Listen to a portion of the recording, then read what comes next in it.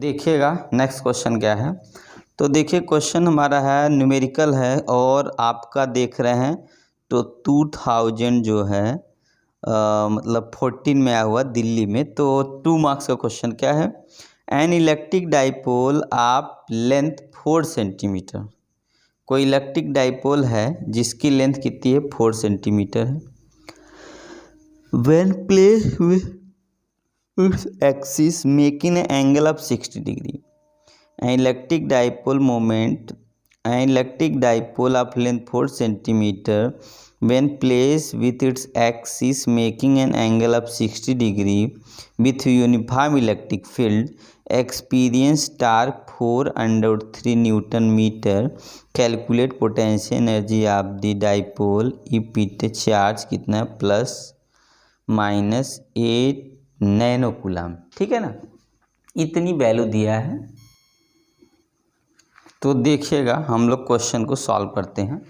तो देखिए सबसे पहले गिवन वैल्यू क्या गिवन है वो लिखेंगे। ठीक है, तो देखिए न्यूमेरिकल है, पेपर में आया हुआ है। तो हम लोग क्या करते हैं इसको सॉल्व करते हैं। आपके स्क्रीन पे क्वेश्चन है तो आप लोग ध्यान से देख ले। इलेक्ट्रिक डाइपोल का है और आपका इलेक्ट्रिक फील्ड से रिलेशन है। तो सबसे पहले अगर हम फॉर्मूले की बात कर दें कि कौन सा फॉर्मूला लगेगा इसमें, तो हम लोग जानते हैं क्या चीज़ कि टाउ इज इक्वल टू आपका PE साइन थीटा होता है। ठीक है ना, ये फॉर्मूला हो जाता है। अब देखिए हमारे पास क्या क्या वैल्यू गिवन है। इसमें बोला है कि लेंथ कितनी है, तो लेंथ को अगर हम डबल मान के लिखें 4 सेंटीमीटर, इसको बदलेंगे अगर हम लोग सेंटीमीटर, हाँ सेंटीमीटर दिया 2 मीटर। ठीक है, एक तो ये हो गया। दूसरा एंगल हमारा 60 डिग्री दे रखा है। तीसरा टार्क की जो वैल्यू हमारी है वो कितनी है 4/3 न्यूटन हो गया। और आपका चार्ज किस में दिया है नैनोमीटर में, इसको बदलेंगे तो 8 × 10⁻⁹ जो है ये नैनोमीटर को हमने बदल दिया तो ये कूलम में हो गया। ठीक है, और क्या दे रखा है, तो बस इतनी वैल्यू हमको पता है। ठीक है ना, अब हमको सबसे पहले क्या निकालना है, इलेक्ट्रिक फील्ड निकालना। देखिएगा तो इस फॉर्मूले से अगर हम लोग रख दें यहाँ पे, तो P की जो वैल्यू होती है 2QL होती है। तो अगर हम यहाँ Q को अलग करके 2L लिखें और या 2A लिखें यहाँ पे ऐसे, तो वैल्यू आ जाएगी। तो हमको टाउ की जो फार्मूला मिल जाएगा वो क्या मिलेगा, तो 2AQE साइन थीटा।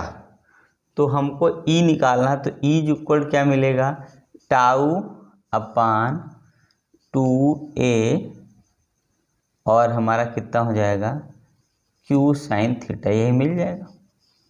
तो वैल्यू अगर हम रख लें, टाउ की वैल्यू 4/3 और 2A की वैल्यू 4 × 10⁻⁻2 और आपका जो है Q की वैल्यू है 8 × 10⁻⁹ और आपकी वैल्यू है 60 डिग्री, √3/2 यहाँ ऊपर कर दे रहा हूँ। ठीक है, √3 साइन 60 की वैल्यू कितनी होती है, तो साइन 60 की वैल्यू √3 है। तो √3 से √3 इसलिए कट गया और यहाँ से इस 4 से इस 4 को काट देंगे, इस 2 से इसको काटेंगे तो 4 आ जाएगा।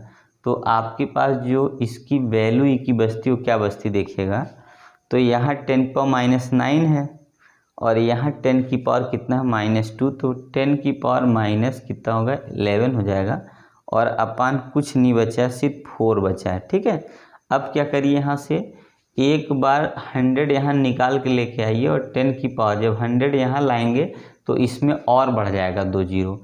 जब 2 और बढ़ेगा तो इसका मतलब अभी 13 हो गया और यहाँ 4 से इसको काट दीजिए 25 हो गया। अब 25 पर आपको 2.5 लिखना है, तो आपका यहाँ पे इतना पहले लिखेंगे बिना 2.5 के, और अगर 2.5 लिखना है तो 10 की पावर कितना आ जाएगा, तो यहाँ हम लोग देख रहे हैं एक पावर और कम होकर 12 हो जाएगा। तो इतना जो है हमारा वैल्यू आ गया। ठीक है, किसकी वैल्यू है, ई मतलब इलेक्ट्रिक फील्ड की वैल्यू आ गई। अब हम लोग को करना क्या है, इसमें निकालना है एनर्जी पोटेंशियल। U इक्वल होता है -PE cos थीटा। देख लिए फिर से पोटेंशियल एनर्जी पूछा है कि नहीं, तो आपका पोटेंशियल एनर्जी पूछा है कि नहीं, हाँ पूछा है ना पोटेंशियल एनर्जी। तो हमारी वैल्यू आ गई PE cos थीटा।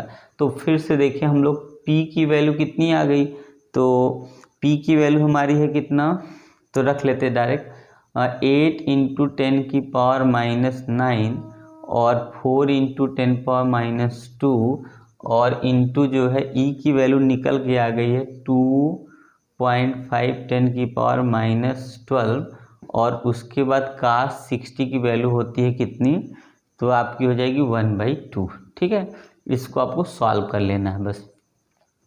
तो इस 2 से इस 4 को काट दें हम, तो यहाँ पर हो जाएगा 16 10 2.5 इंटू कितनी पावर अब देख लीजिए, तो 12 यहाँ है, 2 14 हो गया। ठीक है, या तो 9 2 11 हो गया। ठीक है, 11 और यहाँ पे 10 कितना हो जाएगा हमारा, 11 10 कितना हो गया, तो ये आपका हो गया 23, तो -23 आ गया। अब इसका मल्टीप्लाई कर दिए, 16 25 80 की 0 8 कैरी यहाँ पे हो गया और 16 दूनी 32 32 8 40 हो गया। 40 पे एक अंक पे दशमलव लगा दिया यहाँ पे, तो 10 की पावर कितना हो गया 23 माइनस में। और अगर हमको क्या करना है, यहाँ पे माइनस है, माइनस लेके चलेंगे, माइनस लेके चलेंगे, तो अब एक अंक पे डेसिमल लगाना है, तो 4.0 अगर लेना है तो 10 की पावर में से एक कम होके 22 आ गया। इतना जूल हमारी वैल्यू आ गई। तो आपने देखा क्वेश्चन को कोई आसानी से हम लोग कर सकते हैं, बस आप ध्यान से देख लीजिए, आप क्वेश्चन समझ जाएंगे तो आप क्वेश्चन कर सकते हैं। तो आप लोग ध्यान से देखिएगा, ठीक है ना।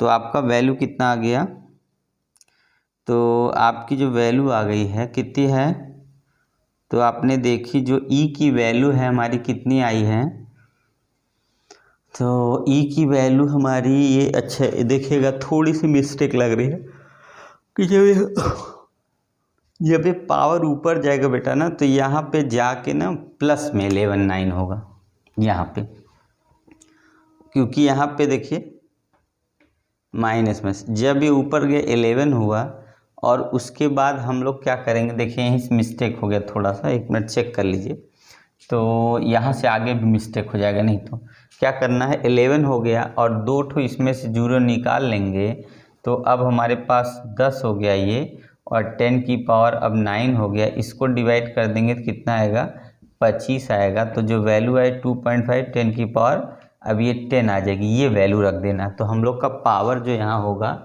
तो कहाँ गया, ये हम लोग का वैल्यू आ गया 25 वाला, यहाँ पे आप +10 कर दीजिए बस। +10 की वजह से आपका देखेंगे क्या होगा पता है, सब कुछ वैसे रहेगा। तो 11 यहाँ देखिए, ये हो गया 11 और ये 10, तो आपका बचा -1। तो जब आंसर आएगा तो आपका सब कुछ आंसर में होगा क्या, कि यही चीज़ खाली -4 जूल आ जाएगा। तो ठीक है ना, खाली -4 जूल आ जाएगा। तो बस आप कर लेंगे, कोई दिक्कत नहीं है, थोड़ा सा ध्यान से करने की ज़रूरत है बस, ठीक है ना। तो आपने देखा कि इस तरीके से क्वेश्चन आपका सॉल्व हो सकता है। तो आइए हम लोग आगे बढ़ते हैं।